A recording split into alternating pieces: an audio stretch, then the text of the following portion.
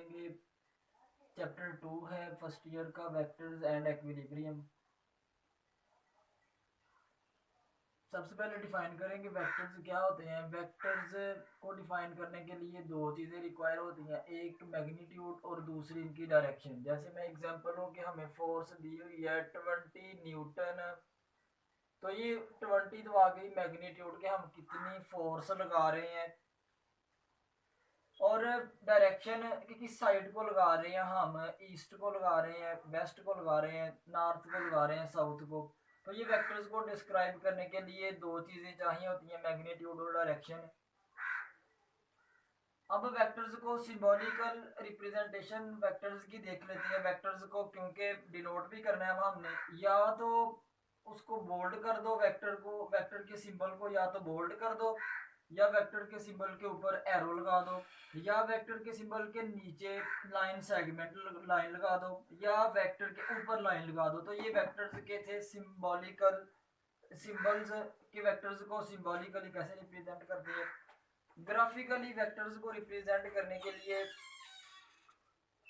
एक line segment draw करते हैं। लाइन सेगमेंट ड्रा करने के बाद इसके एक एंड पे एरो लगा देंगे, तो ये इसकी बन जाएगी टेल और ये इसका बन जाएगा हेड।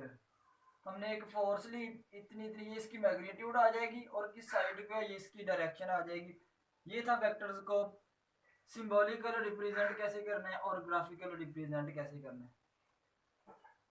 अब नेक्स्ट टॉपिक है rectangular coordinate system. Rectangular coordinate system name से पता चल रहा है कि रेक्टेंगल की तरह का होगा। इसका दूसरा नेम है कार्टेशियन कोऑर्डिनेट सिस्टम। इसका दूसरा नेम क्या है? Cartesian coordinate system. इसकी दो टाइप्स है, 2 डायमेंशनल कोऑर्डिनेट सिस्टम या 3 dimensional coordinate system. 2 dimensional coordinate system कब बनता है? जब दो लाइंस इस तरह ड्रा करें कि दोनों एक दूसरे के परपेंडिकुलर हों। इस तरह के सिस्टम को हम स्टूडेंट्स बोलते हैं रेक्टेंगुलर कोऑर्डिनेट सिस्टम। डिफाइन कर दिया रेक्टेंगुलर कोऑर्डिनेट सिस्टम को, और ये इन लाइंस को जो एक दूसरे को कट कर रही हैं, इंटरसेक्ट कर रही हैं, इन लाइंस को कहते हैं रेक्टेंगुलर कोऑर्डिनेट्स, कोऑर्डिनेट एक्सेस। और जिस पॉइंट पे कट करते हैं उस पॉइंट को ओरिजिन कहते हैं या बोलते हैं सेंटर। दूसरे नंबर पे एमसीक्यूज के एक वेक्टर को, ये मैं एफ लेता हूं, कोई वेक्टर फोर्स है, वेक्टर को प्लेन में, ये प्लेन ड्रा किया, 2 डायमेंशनल वेक्टर को प्लेन में डिस्क्राइब करना, उसके लिए हमें एक एंगल रिक्वायर होता है।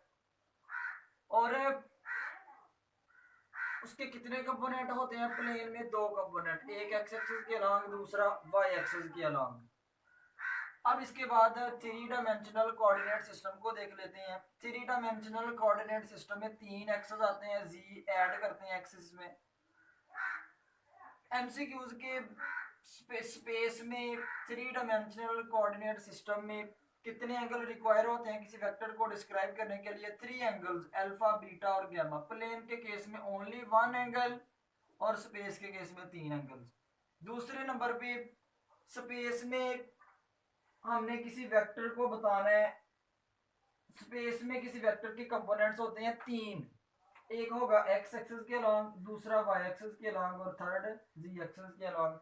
ये था स्टूडेंट्स हमारा आज का topic, vectors plus and equilibrium.